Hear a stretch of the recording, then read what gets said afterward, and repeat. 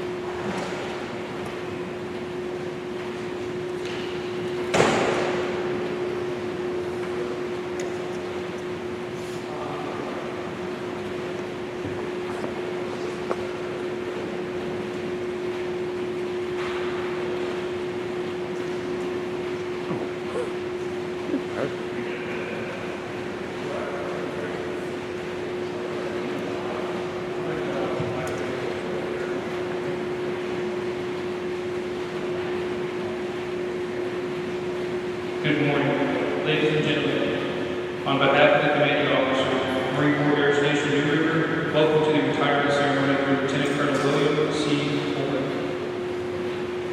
Ladies and gentlemen, please rise for the invocation given by Lieutenant General Early, Chaplain for United States Navy, and remain standing for the pledge of the national anthem.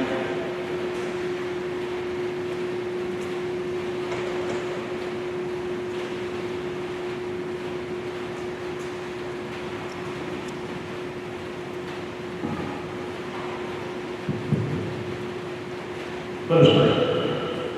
Eternal Father, as we gather this morning, we are entirely aware that no adjective can describe your glory. That our words all fall short in any effort to define the wonderful mystery of the majesty of who you are. We invite you to take your rightful place among us today. We ask your blessing for Lieutenant Colonel William and all of us gathered here to celebrate his retirement. We are the grateful and fortunate recipients of his energy, fidelity, and devotion to our nation and to the Marine Corps. You have brought him to this day in your sovereign care. We entrust his future into your hands as he takes a new path today, stepping off towards a new horizon and setting a new course. We pray for him and his family.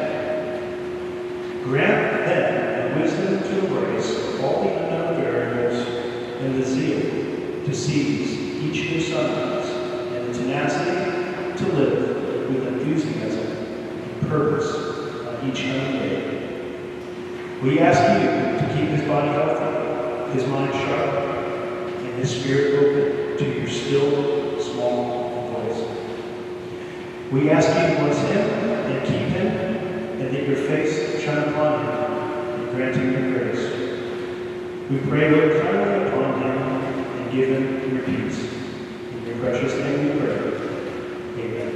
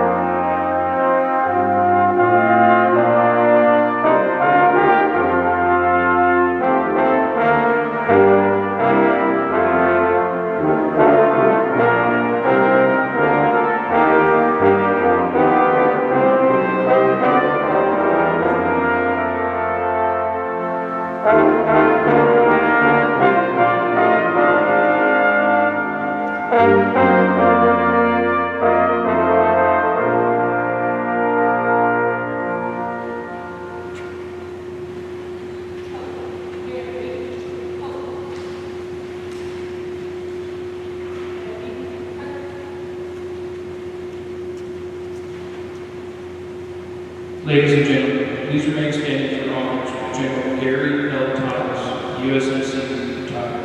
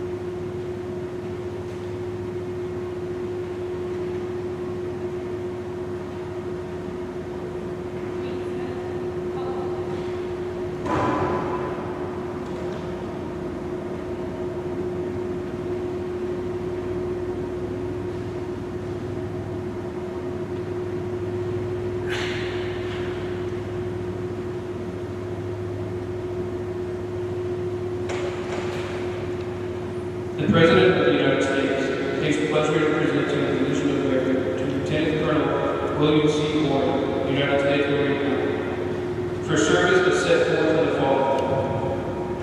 For exceptionally meritorious conduct in the performance of outstanding service while serving as Director, Installations and Environment, and Airfield Operations Officer, Marine Corps Air Station, New River, from June 2021 to October 2024. During this period, Lieutenant Colonel Oren provided organizational leadership, insightful guidance, and dedication to support the Air Station's mission.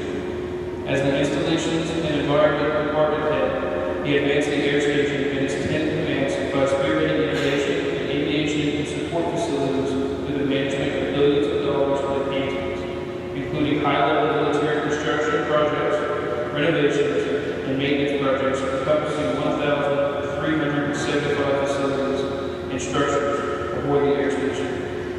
As the Airfield Operations Officer, he led, managed, and supervised 6 airfield operations department centers, resulting in over 35,000 mishap-free aircraft operations, 22,000 tower operations, 81,000 maintenance man-hours, and delivery of over 8 billion gallons of fuel to more than 11,000 aircraft. He positively contributed to the air station and the headquarters and headquarters squadron operational support, airlift missions, and fleet reinforcement, higher aircraft and control forces.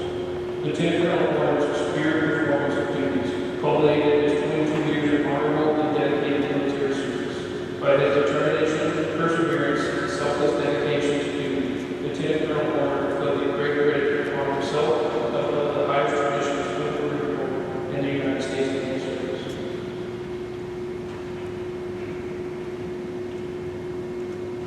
Ladies and gentlemen, please.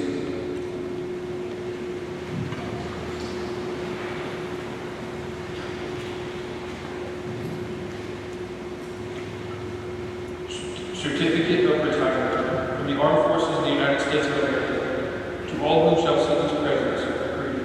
This is to certify that Lieutenant Colonel William Oren, having served faithfully and honorably, was retired from the United States Marine Corps on the first day of June 2025.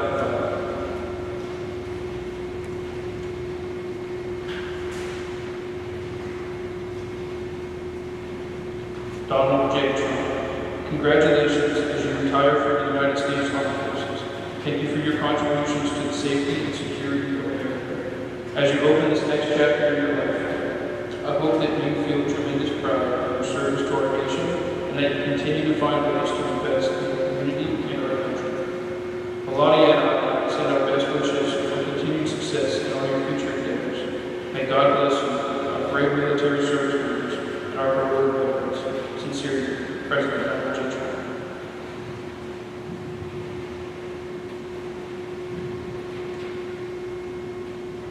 Dear Lieutenant Colonel William, upon the occasion of your retirement, I extend my sincere appreciation for your dedicated service to the Corps.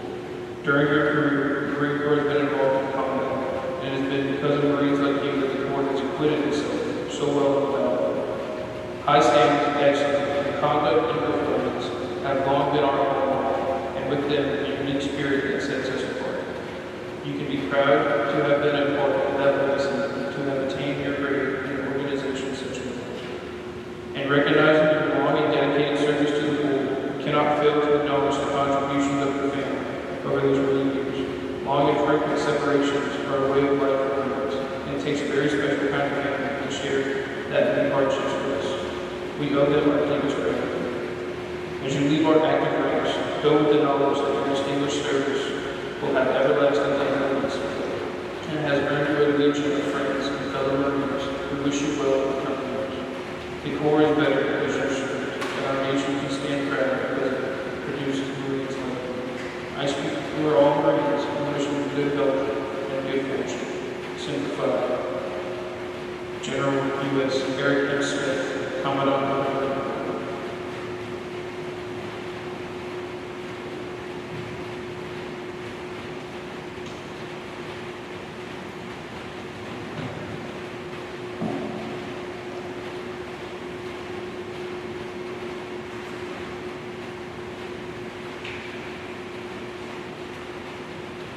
Marine Corps Air Station River, the flag of the United States of America. This is to certify that the accompanying flag was flown at the Marine Corps Air Station River, Jacksonville, North Carolina, on the 15th day of May, 2025, in recognition of Lieutenant Colonel William Oren, United States Marine Corps, for your 23 years of dedicated service to the United States Marine Corps and the country.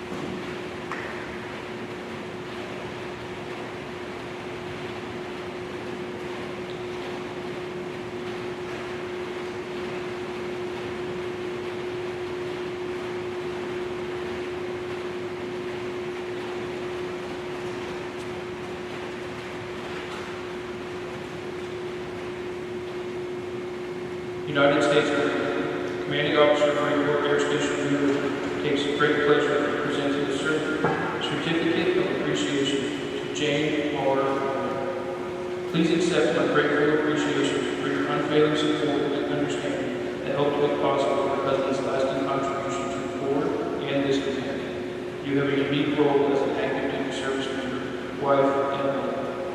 While serving your country, you had to balance the demands of the Marine Corps, competing work schedules, and raising children. We fully realize that being a dual military family did not come without hardships and sacrifices. Your devotion to the Marine Corps and your family has truly made a difference in the lives of many. I am sure that you have many memories that will remain a recorded part of your life.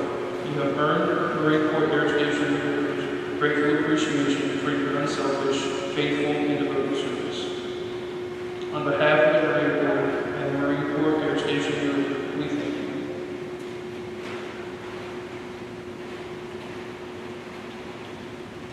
Certificate of Appreciation to William H. Oren and Annabelle K. Oren. Please accept my grateful appreciation for your unselfish, faithful, and devoted service during your college Marine Corps career. Your unfailing support and understanding helped to make possible your college's lasting contribution to the Corps and this community. You have a unique role as a military child. You're at the age of your young life, and you served your country as much as your father. I am sure that you have many memories that have remained a rewarding part of your life. We fully realize that your support and understanding was not provided without hardship and sacrifice during your father's tours of duty. On behalf of the Marine Corps and Marine Corps Air Station New River, we thank you.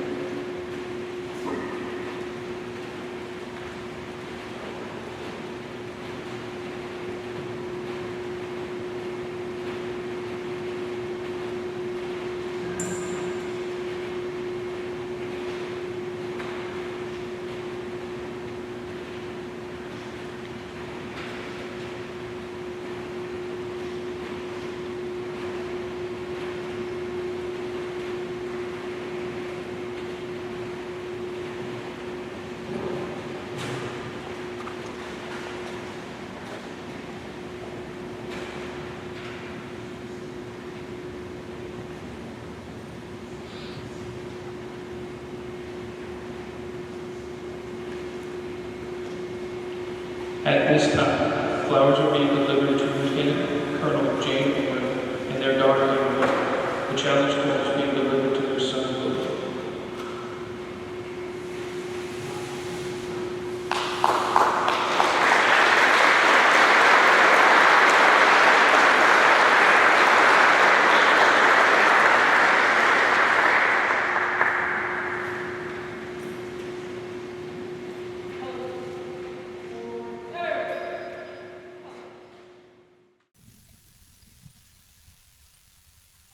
Okay.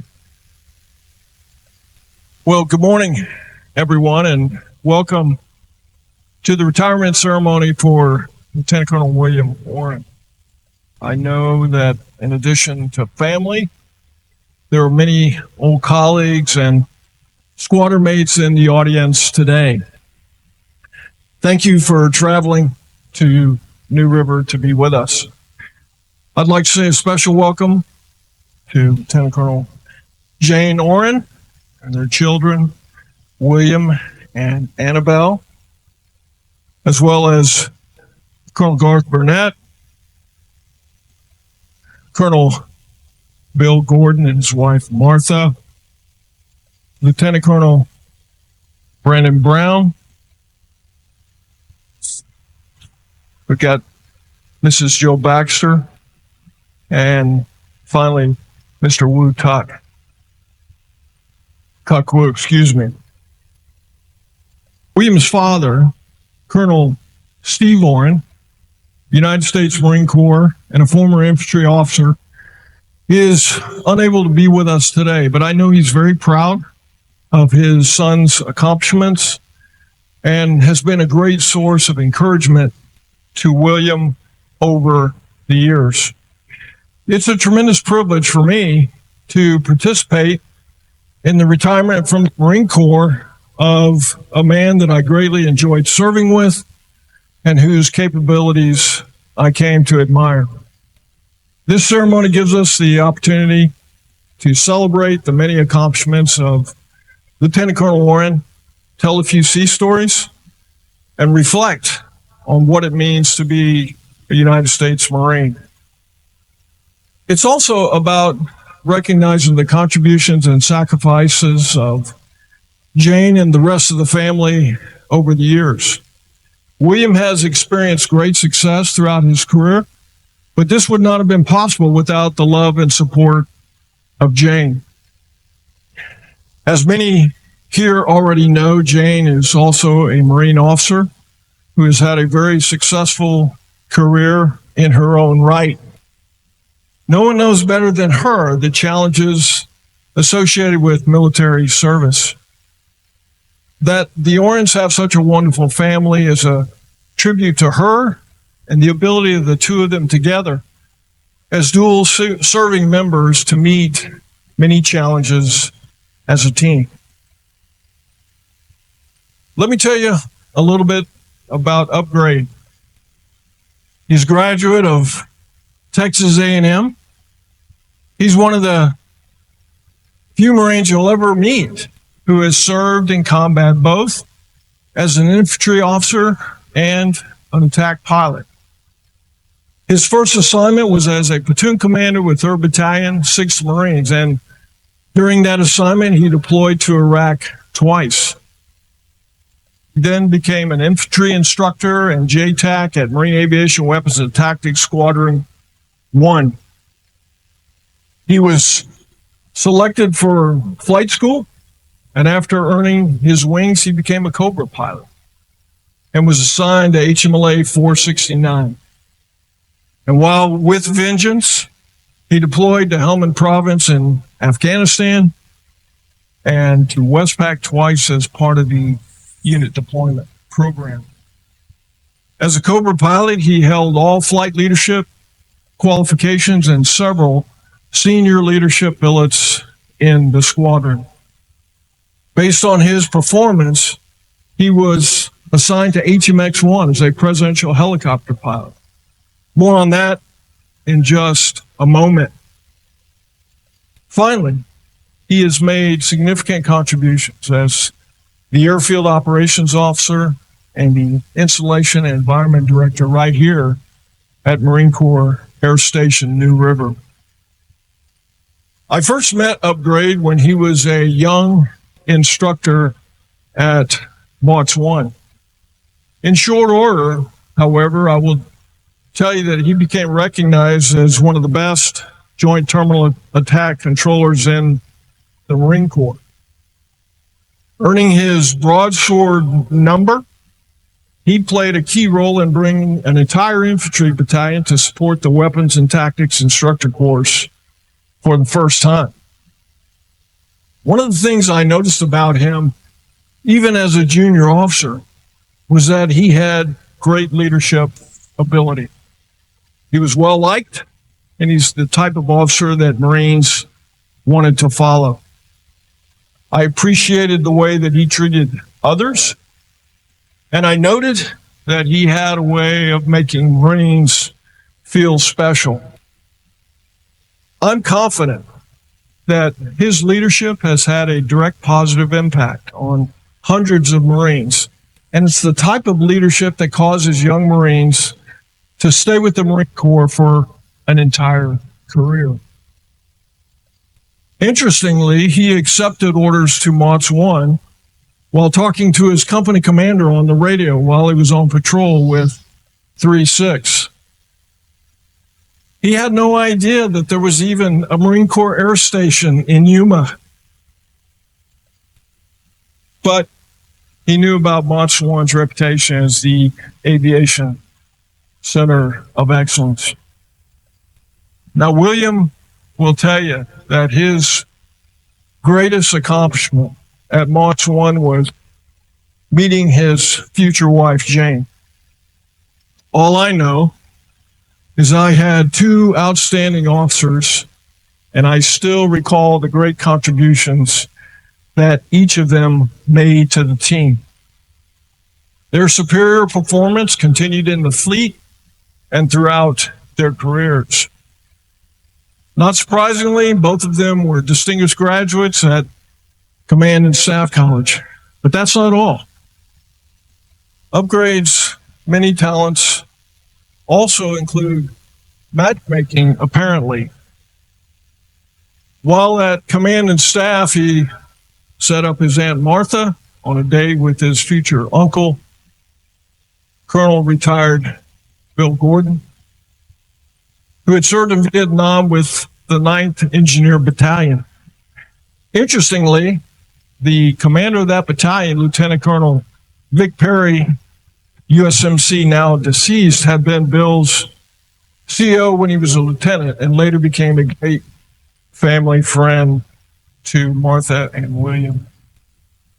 As you know, Bill and Martha are in the audience today.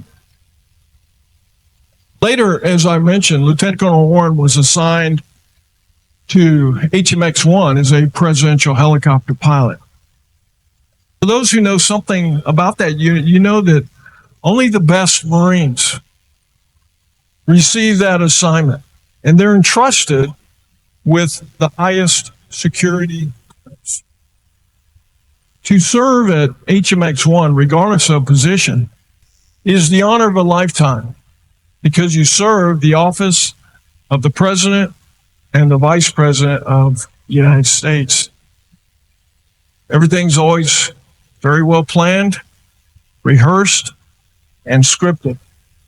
And the consequences for poor execution are significant. In short, it's a no-fail mission. Sometimes the stress is high, and the lives of our nation's most senior leaders are literally in their hands. The world is watching, and they have to perform. During his tenure, Upgrade had the honor of flying the Vice President 20 times and the President of the United States 16 times. Now, as important as that mission was, another important event occurred during his time in the squadron when their daughter Annabelle arrived in 2018. Of course, all of Lieutenant Colonel Oren's family is rightly proud of his accomplishments. Everyone here knows that we live in a dangerous world, and we need tough men and women to stand in the gap to protect our nation. You also know that less than 1% of our nation's population serves in uniform. Of that percentage, a relatively small number serves in the Marine Corps. And within that number is a unique group of highly trained Marines who've served in combat, both on the ground and from the air. William is one of those Marines. While leading his platoon in Iraq in a forward position in a city, his unit came under small arms fire during a penetration of 13 insurgents. With all three of his medium machine gun positions firing, he took reports of the locations and executed a fire mission using an 81 millimeter mortar section that had been attached to his company. The mission was overhead fire, and the mission was danger close. After spotting the impact of the first round, he made a correction and called for fire for effect. Because he had practiced call for fire on numerous occasions, he was confident in what he was doing, even though the margin for error was nil. The rounds landed perfectly, and the insurgent threat was neutralized.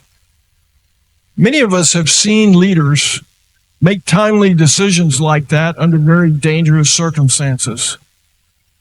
I like being around Marines like that. Great skill, yes, but greater still is their courage. Fast forward a few years, an upgrade is on strip alert at Camp Bastion when the troops in contact alarm goes off. He rushes to his Cobra and immediately takes off to support British troops who are pinned down by automatic weapons fire. They had taken casualties, and they needed close air support to allow a British CH-47 to evacuate the wounded. Having been an infantry officer, Upgrade realized that the British unit was in a bad position, and the Taliban was using the terrain to their advantage. After receiving the 5-line, he engaged the threat with his 20 millimeter cannon on 2 separate runs. That action successfully destroyed the threat, allowed the CH-47 to evacuate the casualties and the remaining British soldiers to survive. There are many stories of Marines taking heavy fire only to look up to see those beautiful Cobras and Hueys coming to their rescue.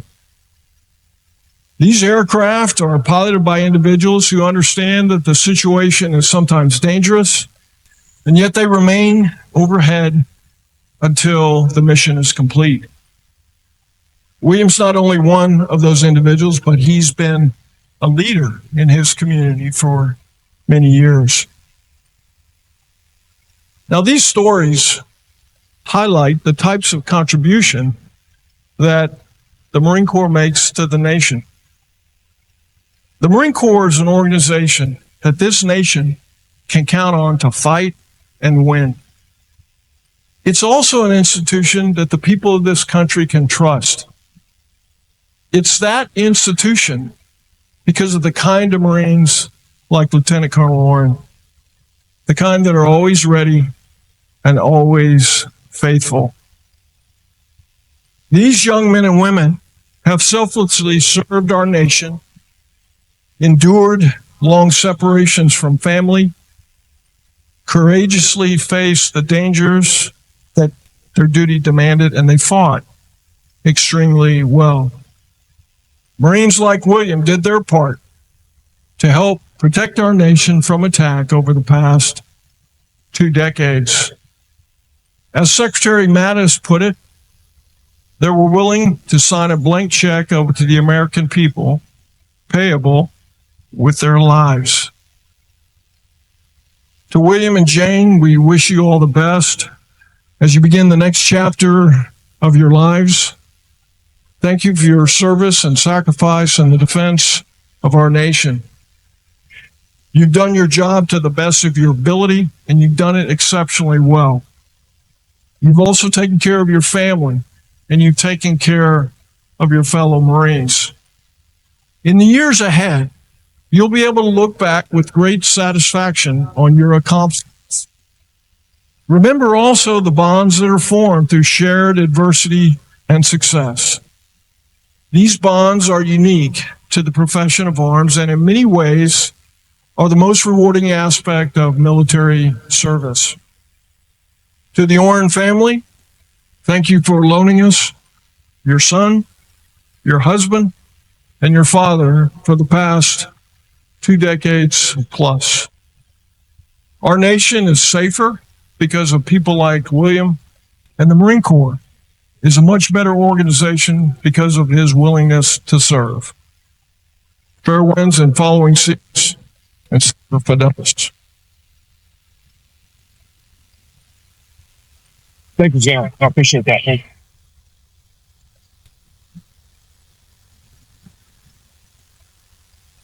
At this time, flowers are being delivered to Lieutenant Colonel Brown. Everybody go ahead and take a look at those flowers. Look at that. Yeah.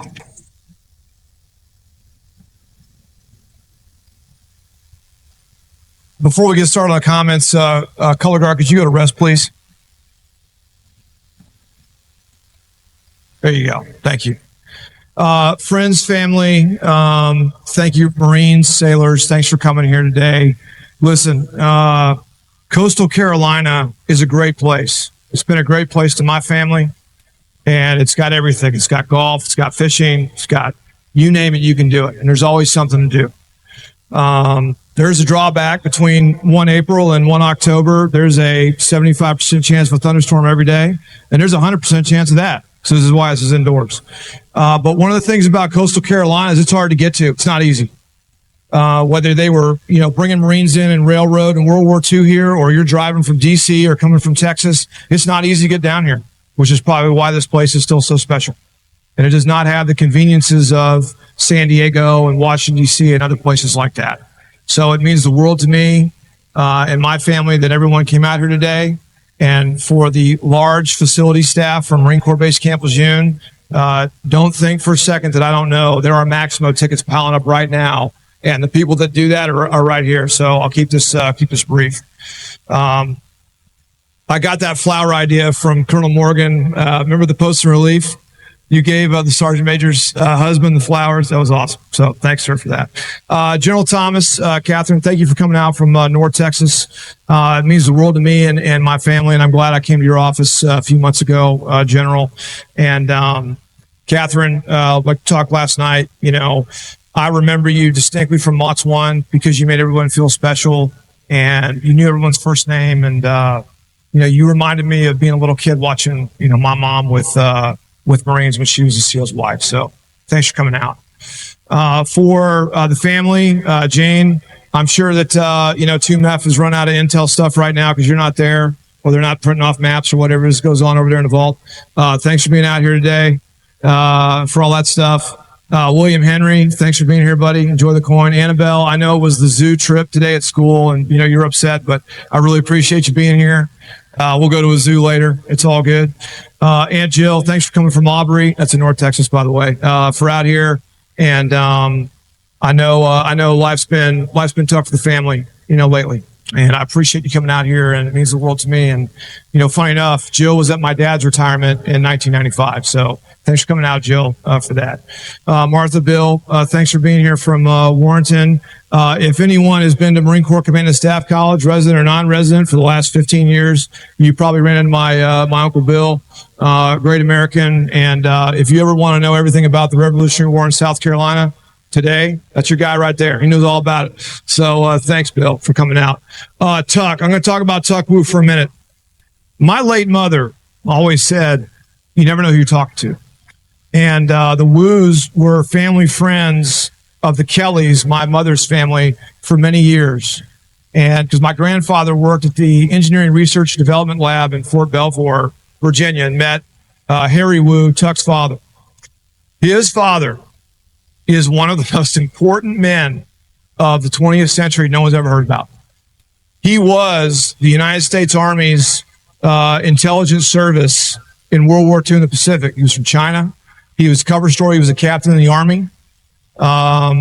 And he ran the intelligence service against Imperial Japan in the Pacific.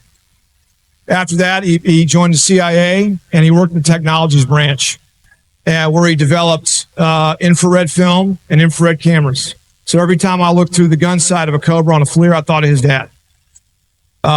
He also, this is kind of awesome story for Tuck, and I'll tell it. At 10 years old, he'd sign a non-disclosure agreement in his kitchen. So what his dad would do is he'd go to the lab and bring back all these gadgets. And if Tuck could figure out how to use it and what it was for, he'd issue it to agents in the field. But he couldn't talk about it because he signed an NDA. Isn't that great? And then his dad also helped run the Black Cat program, which was the U-2 Dragon Lady spy plane that we sold to Taiwan. And the U-2s were getting shot down by Chinese SA-2 guideline missiles with the fan song. You know I know my threats. And they got shot down. And his dad discovered when they converted the manual to Mandarin, they had these guys turn their TACAN on to air-to-air transmit receive. So when they fly over China, it was the radar operators could find them. He fixed that. But his biggest accomplishment was they had this idea. You know, it was one of these like avocado toast ideas, right? Like, if he doesn't love that. And in the 60s, they said, you know what? Instead of relying on inertial navigation systems, what if, it's crazy, what if we get and we launch these satellites and then we have these receiver transmitters on the ground, they'll triangulate where we are. And instead of having to worry about INS, we use the satellites to figure out where we are. And his dad helped figure out the problem, which was the orbit and the timing of the satellites. So if you use your phone over here today, or you ever use GPS, you can thank his dad right there. So, Tuck, thanks for being here. And when he told me all that, I was like, well, you know, I ran a flight line optimization study at New River, and we figured out, you know, where the new parking lot was going to go. So I don't know about that, you know. Yeah, thanks for being out here, Tuck. I appreciate it. Colonel Nelson, Jeremy, Mandy, thank you for being here. 3rd Battalion, 6 Marines. He was our adjutant. He's up at DOD, at the Pentagon right now with PNR. You're great friends to us, and thank you for being here and coming out. I have had the honor and privilege to be a U.S. Marine for roughly 23 years, and I will tell you, things don't always turn out how you think they're going to, but in the end, it's a complete blessing. So like General Thomas said, I got the 3rd Battalion, 6 Marines. I was with Weapons Company. I was 81 millimeter mortar platoon commander, and got a call from, for those that know, Colonel Dave Hart. He's at Coyote 6 right now at TTCG. He was my company commander and ILC instructor. And he said, hey, guess what? You're not going to TBS or 8th tonight. That's where I was supposed to go. You're going to go somewhere else, but we don't know where it is. So it sounds good. So I'm on patrol. Sure enough, hey, you got a job at Mott's or Reno to be a scout sniper platoon commander. I knew I didn't want to go to Reno, and I was like, sounds good. I'll go to Mott's 1. Radio operator was like, sir, what's that? I was like, I don't know. But you know what? They got this FAC-A handbook. I used to carry the FAC-A handbook and the J-Fire in my cargo pocket because we didn't have forward air controllers and JTACs with us. And even though I was unqualified, I figured, hey, if I'm going to be in trouble, I'm going to know what I'm doing. So I used to carry that. I'm like, well, that sounds kind of cool. So I show up, and that's where I got to meet my wife, Jane, and I got to serve with professionals like General Thomas, Major Rob Farrell, Lunchbox, is back there, and Colonel Burnett for the first time. So it was awesome. And I got to go to flight school, and I got to go through all that. And I got to meet professionals such as Colonel Morgan when he was the CO of HMLA T303. And then I was fortunate enough, the people that inspired me to be a Cobra pilot, Colonel Marvel, he couldn't make it today, and Lieutenant Colonel Bob Draco, who got killed in mishap shortly after I got to squadron. They pulled me into 469, and I had the opportunity to go to Afghanistan and a few deployments to the squadron, and I went from schedule rider all the way to maintenance officer. serving with Major Brad Cooks here, Seth Wolcott, Pocket Bird. I saw him in the back, and so many others. And Mike Beauchamp was our maintenance chief. Thank you all for coming out, and it was an honor. And then from there, got to go to Command and Staff College. Got an MMS, it's great. And then I went to HMX, served with the President of the United States. Got Leo Ferguson, he's the PA school director. What's up, man? I got your PA school director. He helped me out when I got my DD-214, a guy on the left there, far right. And it was fantastic. I had Taylor Dodd and Keith Thomas, Commander Thomas, U.S. Coast Guard, about to give over command of Coast Guard Station DCA. And I remember telling us, one of us is going to be the commandant. Keith, and it's going to be you. But Coast Guard is going to miss you, brother. And congratulations on your retirement this summer. And then I got to come down to New River. And I remember driving in here. I was going to be the airfield operations officer. And I was here driving the airfield. And I'm going, I have no idea how an airfield is supposed to run. Like, I've landed there. And I've gotten gas there and ordnance there. But I don't know how this works. And it was a huge humble pie when I got here. Just like in a squadron, big ears, little mouth, and you got to go walk around and you have to go listen and you have to learn. I had Scott Anderson, Pat Edwards not here, Kevin Brown, Fuels, was the Fuels OIC, and Master Sergeant Stubbs couldn't be here, and so many others at Airfield Ops. And Colonel Ebbets Kibbles pulled me in his office and says, hey, you're going to be the Installation Environment Director. You're going to take over from Doc Holliday, Roger Holliday, which was... you don't want to take over something from Doc Holliday because it's going to be excellent, right? And so I'm going, okay, well, I know I live in a house. I don't know how to build one. And that's where I got exposed and started to learn the side of the military that 95% doesn't know about, and that's facilities. And you have to start at the top. There's two lines of effort in DOD. There's operational, and there's something called Pistoning. And when I heard that acronym, I was like, who's Mr. Pistoning? Like, who's that guy? People, equipment, supply, technology, ordnance, networks, and information. And that's what this line of effort is. And no one in the Marine Corps knows how to do it. And that's where I got to meet fine professionals like, obviously Doc gave me a great turbo, Neil Paul, Tony Scholler, Brian Marshburn, Emily, Bob Lauder, Thomas Burton, Jenny, Frank Orr, all those at Public Works, and the region that were there to teach me all this stuff.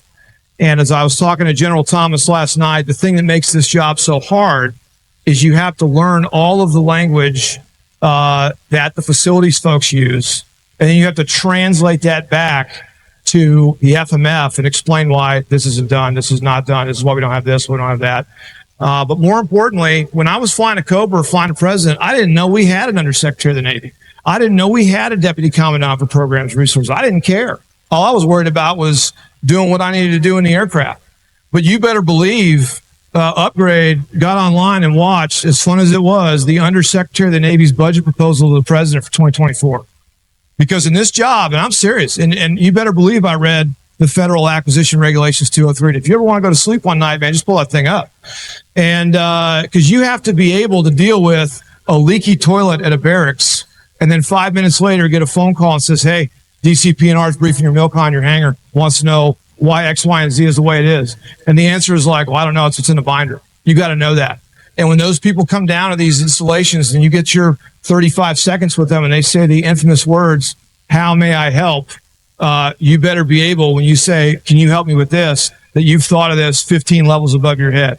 Because you don't want the general or the Secretary of the Navy coming down and saying, well, that's funny, Colonel. But you already have a hangar over here that can do this.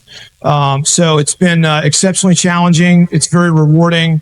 And on the MILCON side, with the Officer in Charge Construction Florence OICC effort, has been phenomenal to learn with them. And on the public works side, because I'll tell you, it's one thing to build a facility, it's nothing to maintain. We're certainly doing a lot better job building things to maintain them a lot easier, just like our airframes for that. And I'm going to tell you the power of the facilities folks. Where's Robert at for EMI? There he is right there. Okay. That guy right there. I want to talk about the power of facilities. So an unnamed XO who may work at the station now as an XO, he came to me with a problem. He said, look, we're missing a master key, which is a big deal. And there's a staff non-commissioned officer that if we can't find this master key, man, we're going to take this guy to the paint. I was like, what's master key? So I look at it, find out what's going on, and I say, hey, go talk to locksmith. He's our locksmith. It turns out Marine's got locked out of the room. He shows up probably at midnight because that's the kind of guy he is. And there's a key stuck in the door. So what's he do? He drills a lock out, drills the core, they call it. Well, did anyone tell him it was a master key? No. What do you think it was? Thought it was a room key. So he made 2 new room keys. And no one told the duty when they borrowed this master key that master key got stuck. So did the master key get lost? No. They had accounted for it. It's just no one told him they needed a new master key. So lo and behold, after a couple of days going back and forth, he presented the MAD commander 2 things: a 25-page investigation on where this thing got lost, and an email from me saying, this is exactly what happened, no problem. You know, this easily confused, and you know what? We'll use that extra $35 of FISRM. Don't worry about it. We'll take care of it free of charge. And that guy saved, I'm serious, that guy saved the career of a staff non-commissioned officer for that. The most important thing about the Department of Defense often gets overlooked, and that is it's not the hardware, and it's not the bases, it's not the hangars, it's the strategy of how the service is fought. And no one ever talks about it to me. Second to that is the equipment that we have to fight our wars. But the second most important thing that we have to have, and the way the Americans win and the way the Americans fight, is we have to have quality men and women, like General Thomas said, that will raise their right hand and come out here and execute. And this facility right now is an example of that. Lieutenant Colonel Ryan Mahaffey is the Chief Naval Aviation Technical Training CO here at CNAT. And this very hangar is where the young Marines are learning to work on the CH-53K King Stallion. He also has the wonderful responsibility of getting them to learn the Osprey as well. It's not just Marines, it's sailors and foreign services. Treating people with dignity and respect and putting them through training is a big cost, and it requires a lot. And this air station not only has the operational side of it, but it has the people side of it. And you can give other services and other nations our equipment. You can let them go fight, as we're seeing right now in Europe. But Americans use American equipment the best, not other people. And just because you see things getting lost and everything else doesn't mean that it's because of our equipment or our problem with that. And we see that here at New River. As a little kid, I've been around these ceremonies a lot, and a young man or a young woman can learn a lot of these ceremonies. And I'll never forget when my dad was turning over 2nd Battalion, 9th Marines as change command in 1984 at Camp Pendleton, Camp Margarita. They had some tanks out there. I know some of the Marines don't know what that is right now. It's a joke. But they had some tanks out there. And they were M60s, for those that remember your recce. And my dad took me over to the static display, and they turned it on. They started the tank up. And I heard a Marine say, hey, turn that mother on. Now, that's the Hallmark 2025 version of what he said. But so I'm in the middle of the ceremony, and they're in the solemn moment. You know, everything's a little quiet. And I see in the distance a Marine walk over to this tank. And out loud, I shout, we got the commandant's there, future commandant, everyone's there. And I shouted out loud, I said, look, Daddy, he's going to go start that mother up. So, be careful what you say, at these things. People are always listening. But no. For the color guard and the band, thank you so much for coming down from Cherry Point. You always make an event that much better. And I will tell you, for the for the colors and the band and the ceremony, the sergeant major and all this sort of stuff, this is what makes these ceremonies special, and this is what separates us from the other services, period. Not only our uniforms, but our customs, our traditions, and our courtesies, what separates all of us for it. Before I get to the family, I'll talk about the command here at New River. Colonel Burnett, thank you so much for everything that you and Sergeant Major Mancini and Buddy Brown and your staff, whether it was the S1, physical security, ops, Scott Anderson, all those people, Bill Yable's in the back from legal, the entire INE staff have done for me. And you gave me a lot of rope, whether to hang myself or climb. And I tried to climb, more than everything. But I'll talk about Colonel Burnett, what kind of commander and man he is. 1994, Marines used to work a half day Saturday. I don't know what it was. And I remember going with my dad to the office on Saturdays all the time because he used to work a half day Saturday. And he was in his office. It's 1994. And Marines also used to talk in the third person, just kind of, they don't do that anymore. And knock on the door, and it's a gunnery sergeant. Good morning, Colonel. Gunnery sergeant requests permission to speak to the colonel. Yeah, come on in. Hey, sir, my mom's dying. She's in South Carolina. She's dying. I gotta get back. I want to take some leave. And he says, well, how much leave do you want? He's like, I'm going to take a week, be right back here. I talked to, Jones. He's going to cover down on my work. And my dad said, no, you're not going anywhere unless you take 2 weeks of leave. You're taking 2 weeks of leave. You're going to go back. You're going to take care of your family. If you need more time, you need more time. And hey, if the inevitable happens, you let me know, and we'll make sure we get some flowers there. And when you get back here, if you need some time to go decompress, you go do that. He says, Roger that, sir. Signed his chit. Guy dismissed, walked out. And my dad, under his reader said, son, you're not always going to have the time to take care of your people in combat or whether they're deployed. But if you have the opportunity to take care of someone, especially in their family's time of need, you go out of your way to make that happen. And I never forgot that. So here I am, March 23, Red Cross message, mom's dying.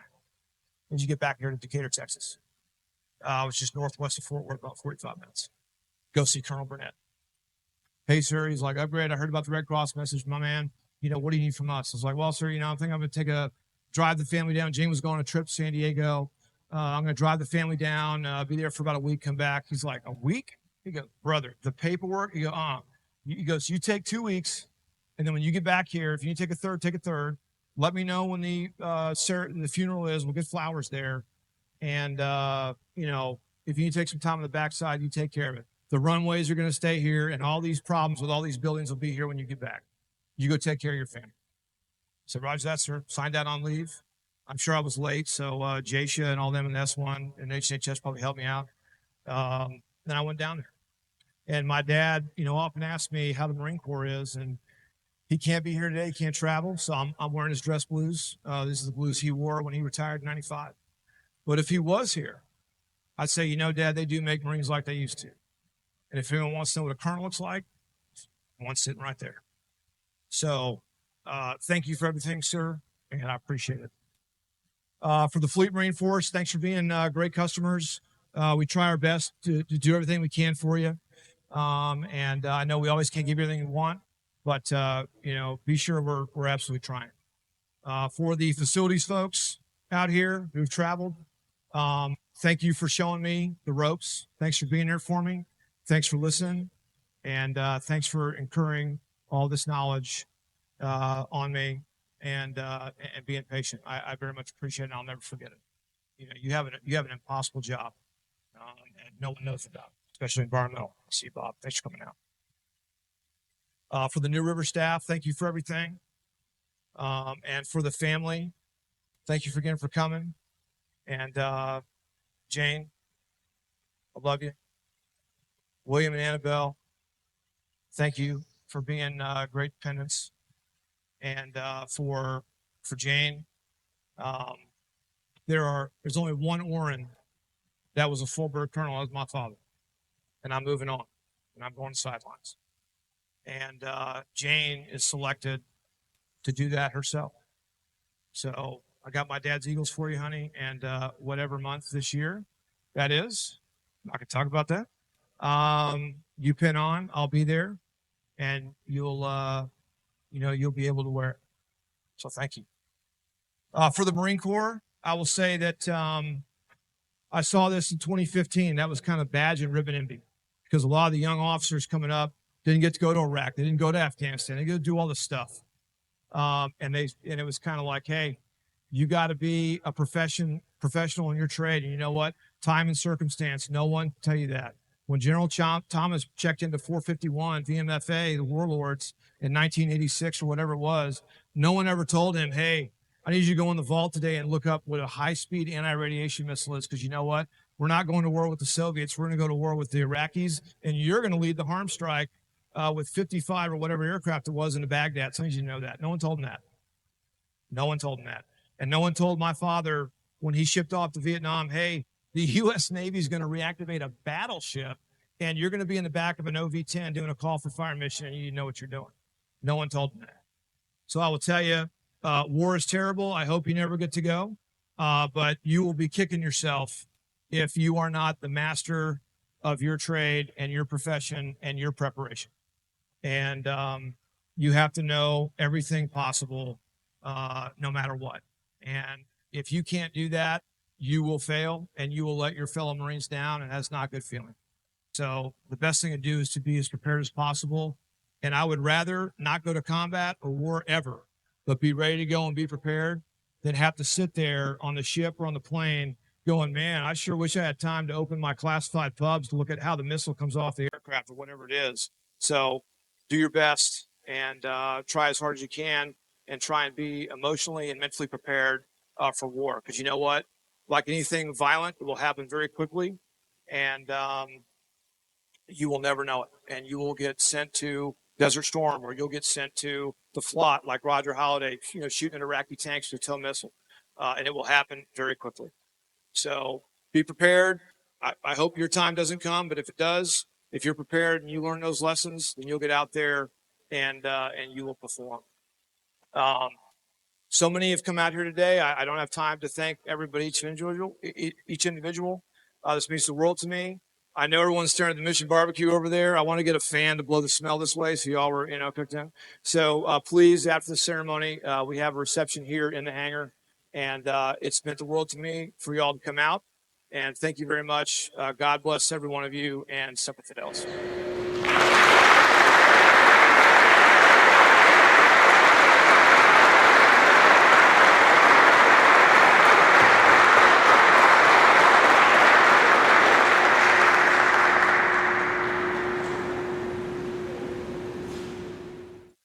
Honoring a legacy, service, and sacrifice. To the Oren family veterans, Rear Admiral Herbert V. Wiley, United States Navy, 1911 to 1947, Commanding Officer, USS West Virginia, Commanding Officer of USS Macon, World War I, World War II. Edward Kelly, United States Navy, Naval Academy, Class of 1926. Phil Oren, United States Navy, USS Shannon, World War II, USS Princeton, Korean War. Colonel Stephen J. Oren, United States Marine Corps, retired, 1967 to 1995, Vietnam War, Cold War. Colonel Bill Gordon, United States Marine Corps, retired, 1966 to 1996, Vietnam War, Cold War. Technical Staff Sergeant Michael Coaster, United States Army, 1968 to 1970, Korean service, Cold War. Command Post Sergeant Major Frank Coaster, United States Army Air Corps, World War II. Captain David Barton, United States Army Air Corps, B-26, World War II, 37th Bomber Squadron, 17th Bombardment Group, 42nd Bombardment Wing, 12th Air Force. SC-1C, Howard Baxter, United States Navy, 94th Naval Construction Battalion, World War II. We will never forget. Second Lieutenant James Cathy, United States Marine Corps, KIA, OIF, 08-21-2005. Lance Corporal Daniel Swain, United States Marine Corps, Lima Company, KIA, OIF, 11-10-2005. Captain Todd Siebert, United States Marine Corps, KIA, OIF, 02-16-2007. Lance Corporal Adam Bishop, United States Marine Corps, KIA, OIF, 4-20-2007. First Lieutenant Jeremy Ray, United States Army, 1st Squadron, 3rd Armored Cavalry, KIA, OIF, 12-20-2007.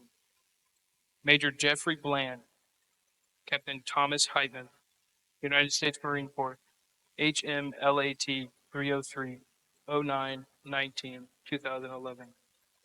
Lieutenant Colonel Thomas Bedraco, Major Nathan Anderson, Captain Michael Quinn, Captain Benjamin Cordelia, Sergeant Justin Everett, Lance Corporal Corey Little, Lance Corporal Nick Elliott, United States Marine Corps, HMLA 469, MOTS 1, 02-22, 2012. Lieutenant Colonel Christopher Rabel, United States Marine Corps, VMA 211, KIA OEF 09-15, 2012. Captain Dustin Lukowitz, Captain Chris Norgren, Sergeant Ward Johnson IV, Sergeant Eric Seaman, Corporal Sarah Medina, Lance Corporal Jacob Hugg, United States Marine Corps, Nepal, HMLA 469, 05-12-2015. Major Byron Duke, United States Marine Corps Reserve, American Airlines, 08-21-2015. Major Richard Norton, United States Marine Corps, VMFA 232, 07-28-2016. Major Matthew Wiegand, Captain Travis Brannon, United States Marine Corps, MOTS 1, HMLA 367, 03-30, 2019. Ladies and gentlemen, please rise for the playing of Auld Lang Syne, Anchors Away, and the Marines Hymn.